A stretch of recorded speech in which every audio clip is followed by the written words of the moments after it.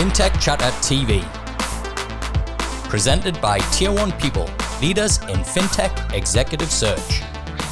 Welcome to the first Fintech Chatter TV, the show where we bring together friends from the Fintech community and have a natter. For our very, very first show, I'm joined by three really special guests. But before we do that, just give us a like and make sure you subscribe to the show. Support the channel. Thanks. Well, I'm joined by Rebecca Shot-Guppy, Bosco Tan, and Ben Ford. And I'm Dexter Cousins. And I think we sounded a little bit like a Hollywood A-list, but I'll leave that up to you, the viewer.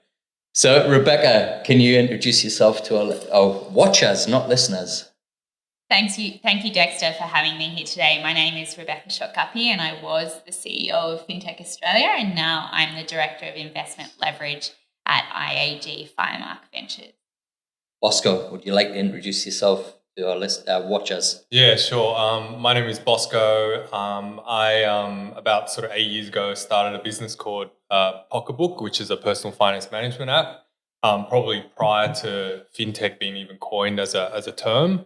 IAG, incidentally, was one of our investors in that business. And then we sold the business in 2016 to Zip. I was the head of growth at Zip for the next kind of 3.5 years of hypergrowth. Awesome. And you're now doing a lot of investing yourself, is that right? Yeah, so now sort of in my time off, quote unquote, doing a bit of advising, doing a bit of investing and trying to figure out what to do next. And a man who needs no introduction, Mr. T-shirt himself. You stole my line. Ben Ford. Thank you, Dexter, I think. I'm Ben Ford, Fintech's premier T-shirt collection, but day to day I work as head of growth at Frollo. Frollo followed, I guess, in Pocketbook's footsteps and is a PFM application helping consumers manage their money. But we also sell our software into banks, fintechs and other financial institutions to help them get to market quicker, doing a fair bit in open banking. And I have a lot of imposter syndrome here with these guys today. So just stealing your thunder for a second, Dexter. Go for it. I just want to know the backstory of Postly. What did Postly do? Postly is in stealth mode Yeah. and to be revealed. Free advertising there, guys.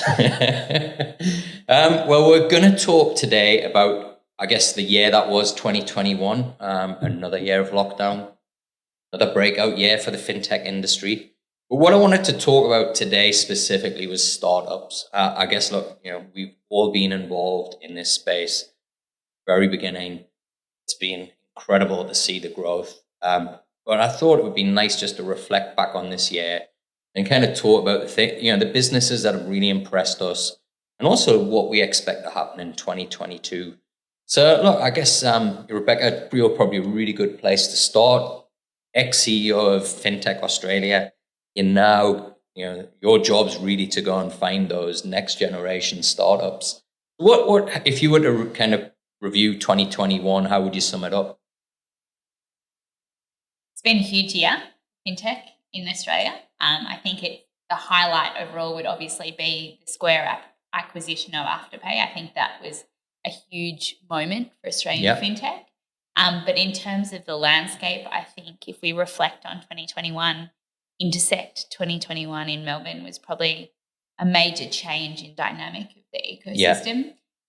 It really did demonstrate that we are part of financial services and we're no longer just a subsector. And I think in 2 to 3 years, the FinTech conference really did be a part of a financial services conference. So I kind of made the total advocate, I think, this year.